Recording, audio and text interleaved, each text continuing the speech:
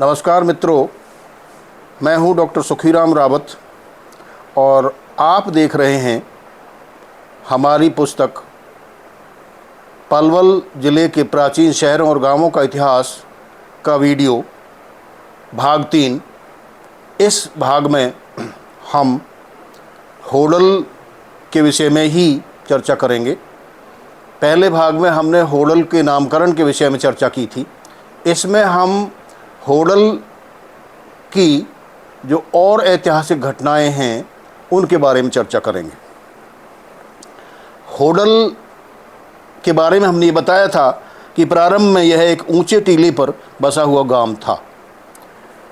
Fallen निवासी स्थानीय जगह की पोथी से यह ज्ञात होता है कि अलीगढ़ ज़िले की खैर तहसील के जरतौली मादक जरतौली गांव से मुक्ता उर्फ हरिसुख, हीरा उर्फ सरू, गांगे तथा पीता नामक 4 सौरौत जाट भाई ज्येष्ठ वदी बदी द्वितीय रविवार विक्रमी संवत 1211 यानी 1154 ईस्वी को वर्तमान हरियाणा में पलवल जिले के होडल शहर में अपने परिजनों सहित आकर आबाद हुए। उस समय होडल एक बेचिराग उजड़ खेड़ा था। बाद में होडल से ही निकलकर सौरौत लोग निकटवर्ती अन्य गांवों में आबाद हुए। होडल से ही सौरौत पाल यानी 24 पाल का निकास माना जाता है। होडल से निकलकर हीरा और सरू अपने परिजनों सहित उजड़ पड़े हुए निकटवर्ती सौंधत गांव में विक्रमी संवत 1215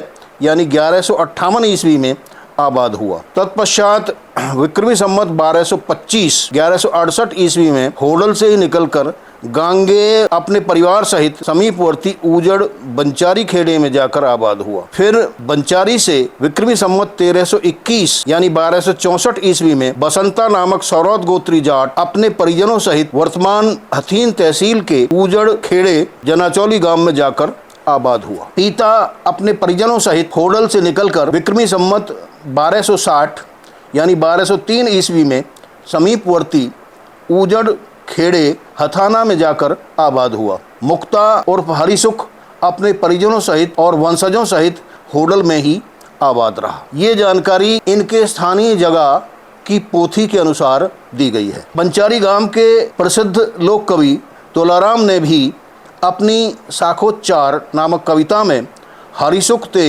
होडल बसी लिखकर यह बताया है कि हरिसुख उर्फ मुक्ता नामक सौरौत गोत्री व्यक्ति ने होडल को बसाया। यहाँ बसाने से तात्पर्य आबाद करने से है, क्योंकि इनका यहाँ उपलब्ध पुरातात्विक और ऐतिहासिक तथ्य यह सिद्ध करते हैं कि सौरौत गोत्री हरिसुख उर्फ मुक्ता और उसके परिजनों के यहाँ आने से पूर्व होडल गांव कई शताब्दियों से उजड़ पड़ा हुआ था। इतिहासकारों का ऐसा मानना है कि सौरौत लोग कर्नाटक, आंध्र प्रदेश तथा गुजरात में चालुक्य, उड़ीसा में सोलंकी और उत्तर प्रदेश के कासगंज जिले में गंगा घाट के पास सोरों कस्बे में सौरौत कहलाए। सोरों कस्बे को सूकर क्षेत्र के रूप में भी जाना जाता है। पद्म पुराण और वराह पुराण में यह वृतांत मिलता है कि जब दैत्यराज हिरण्याक्ष पृथ्वी को जल के अंदर पाताल लोक में ले गया, भगवान विष्णु ने वराह यानी सूकर अथवा जंगली सुअर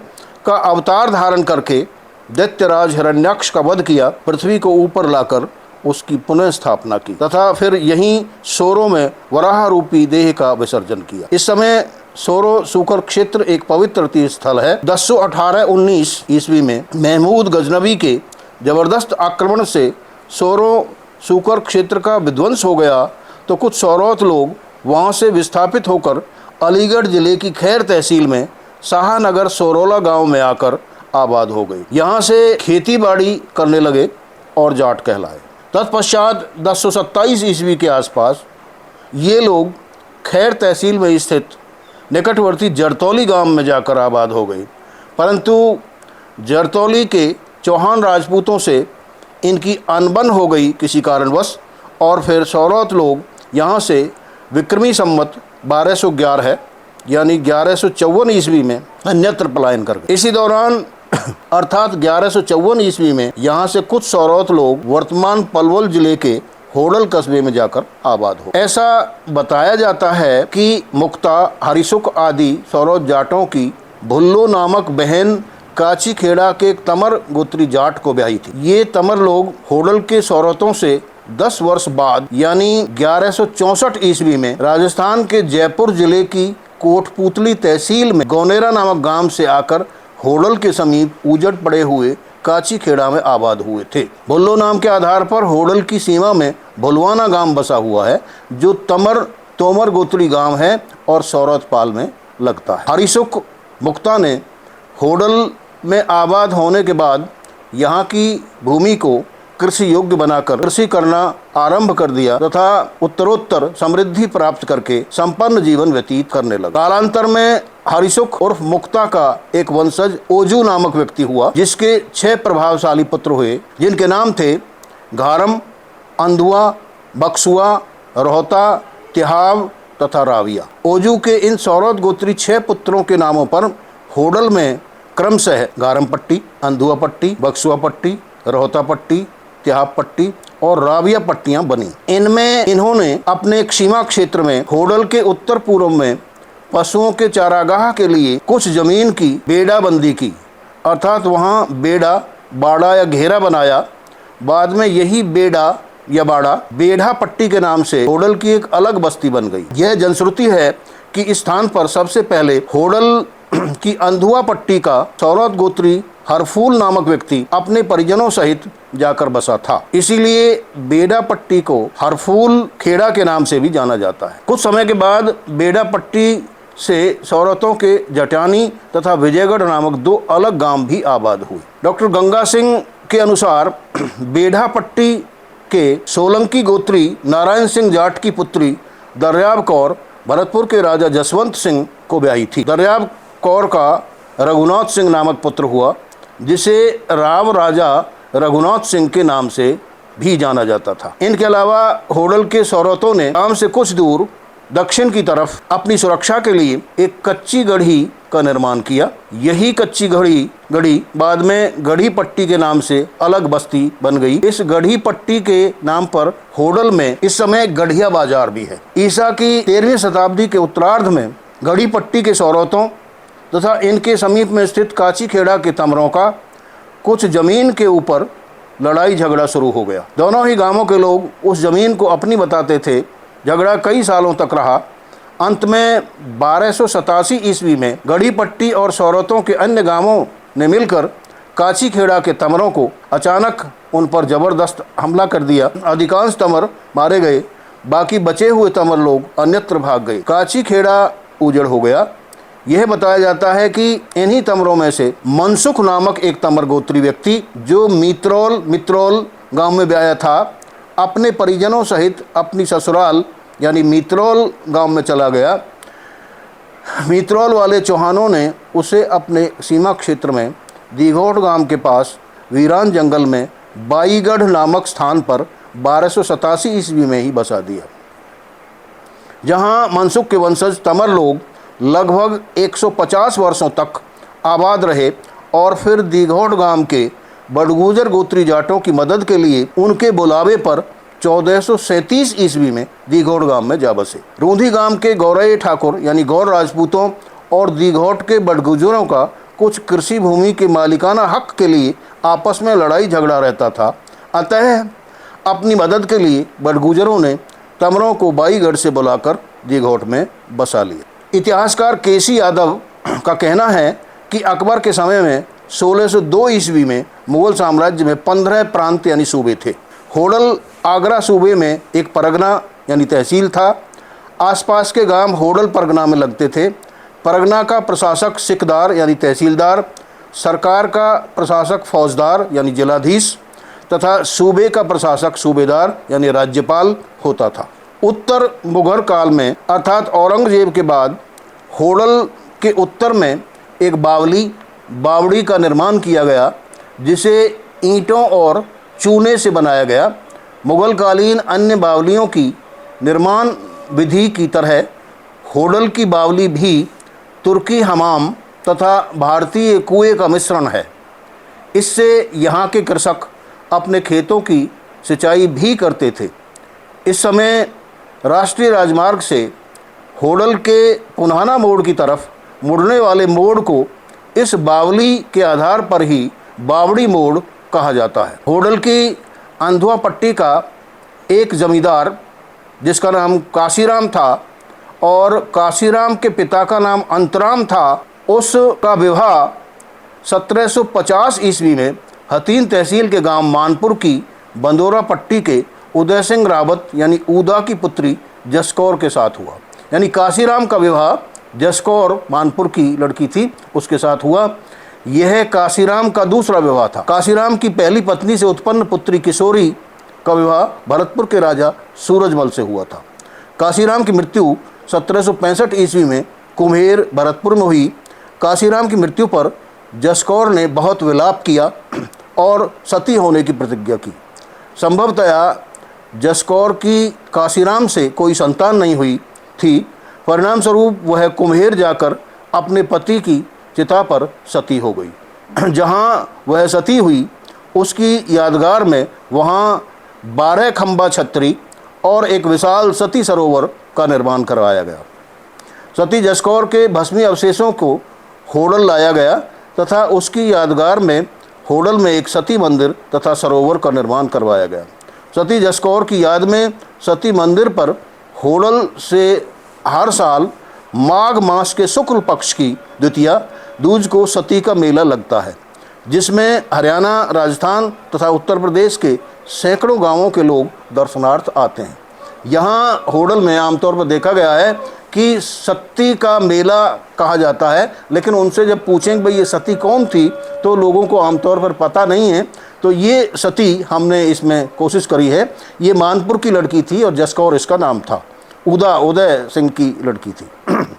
1750 ईस्वी में भरतपुर के राजकुमार सूरजमल जब एक बार हाथी पर सवार होकर होडल के बाजार से होकर गुजर रहे थे तो उसके सैनिक राजकुमार को देखने के लिए उमड़ी हुई भीड़ को रास्ते से अलग करने लगे।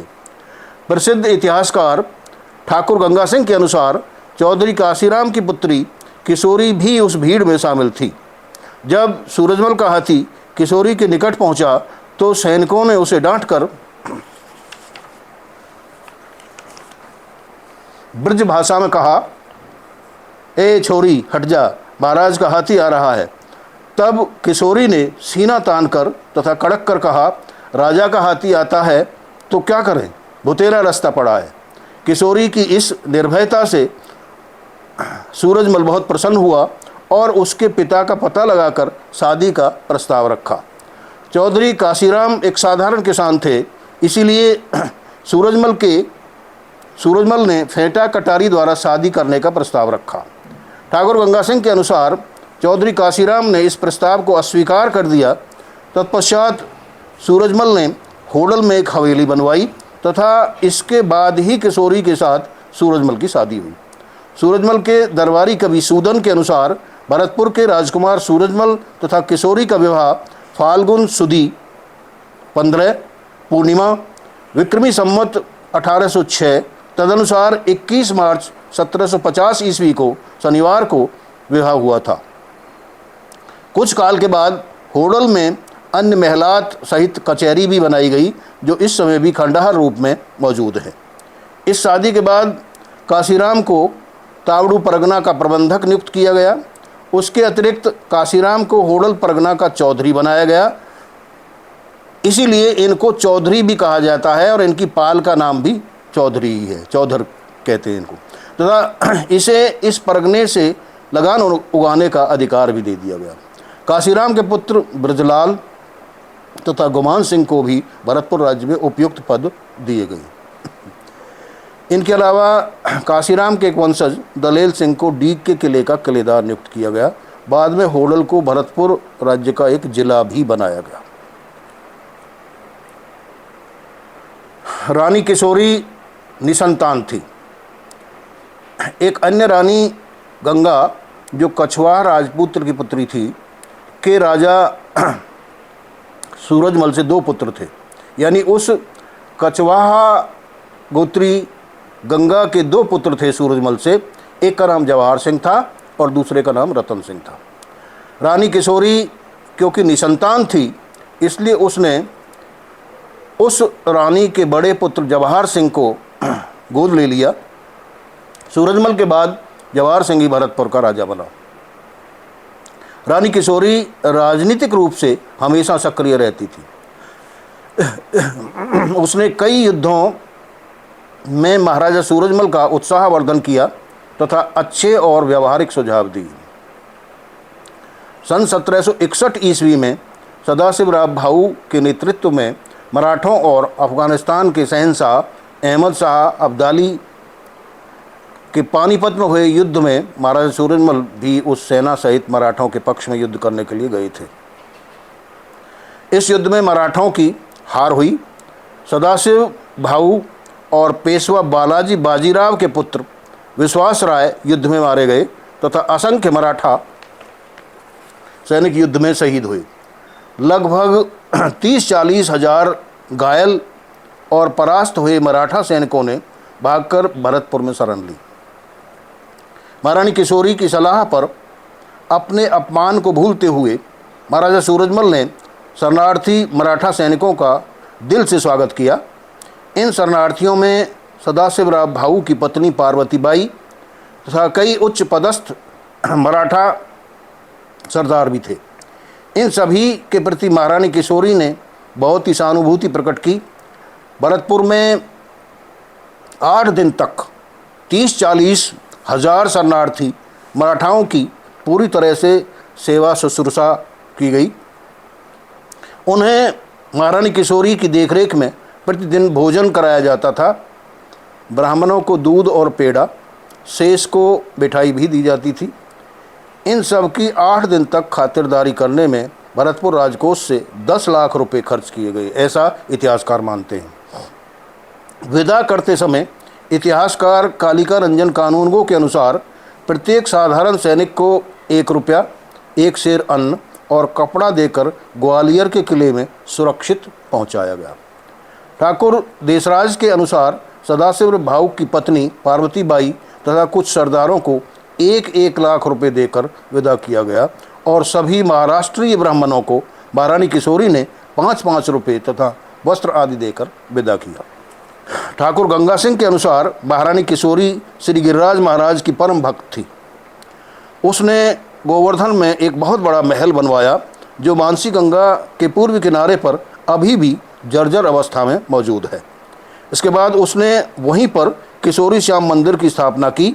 महारानी किशोरी के आश्रय में जयसिंह, रामानंद, सुधाकर, शिवराम आदि प्रसिद्ध कवि भी रहते थे। रामानंद कवि ने अपना लीला रत्न चूड़ामणि नामक काव्य ग्रंथ महारानी किशोरी की प्रेरणा से ही लिखा था।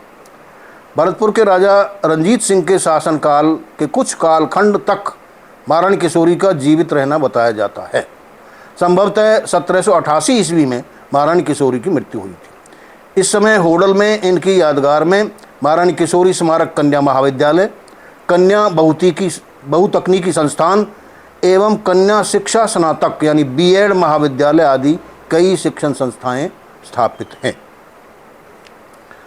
केसी यादव ने उल्लेख किया है कि 1789 ईस्वी में दिल्ली विजय के बाद मराठा सामंत महाजी सिंधिया ने इंदौर की रानी अहिल्याबाई होलकर के मुख्य सेनापति तुकोजी राव होलकर को मेवात जिले की जागीर प्रदान की थी, जिसमें गुड़गांव, रेवाड़ी, नारनौल, महेंद्रगढ़, पटौदी, पलवल, नूह, हथीन, होडल, पुन्हाना क्षेत्र भी शामिल थे। इस प्रकार उस समय मेवात जिले के अंतर्गत होडल भी एक परगना था। केसी यादव ने लिखा है कि इसके पश्चात 1803 ईस्वी में अंग्रेजों ने अपने सेनापति जनरल जेरार्ड लेक के नेतृत्व में मराठों को हराकर पूरे हरियाणा को अपने अधीन कर लिया। मराठा सरदार दौलतराव सिंधिया के नेतृत्व में मराठों तथा जनरल जेरार्ड लेक के नेतृत्व में अंग्रेजों का युद्ध 11 सितंबर 1803 ईस्वी को दिल्ली के पटपटगंज नामक गांव में हुआ था, जिसमें मराठों की हार हुई। परिणाम स्वरूप पलवल परगने की जागीर अंग्रेजों के कृपा पात्र मोहम्मद अली खां अफरीदी को दी गई तथा होडल परगने की जागीर मुर्तजा खां को सौंपी गई। अंग्रेज़ों ने 1803 ईस्वी से 1832 ईस्वी तक पूरा हरियाणा बंगाल प्रेसिडेंसी में शामिल रखा तथा फिर 1833 ईस्वी से 1858 ईस्वी तक इसे अवध आगरा के उत्तर पश्चिमी प्रांत यानी संयुक्त प्रांत में जोड़ दिया गया। इसके बाद 1858 ईस्वी में सारे हरियाणा को पंजाब में शामिल कर दिया गया तथा लाहौर इसकी राजधानी बनाई गई। दोस्तों, इसमें डिटेल यदि आपको चाहिए इस वीडियो में तो हमारी पुस्तक पलवल ज़िले के प्राचीन शहरों और गांवों का इतिहास, इसको मंगा सकते हैं आप घर बैठे और संपर्क सूत्रों से हमसे संपर्क कर सकते हैं। इसकी और डिटेल यदि आपको चाहिए तो पीछे के हमारे जितने भी भाग हैं वीडियोज़ के, भाग 1, भाग 2, भाग 3, इन सभी को आप देख सकते हैं। उसके लिए हमारी आपसे आग्रह है कि अवश्य देखें। यदि ये वीडियो आपको पसंद आया है, यदि आपको लगता है कि भाई ये पलवल ज़िले के स्थानीय स्थानों का वर्णन है इसमें, तो इसको आप सब्सक्राइब करिए, इसको लाइक करिए, कमेंट करिए, शेयर करिए। आपका बहुत बहुत धन्यवाद।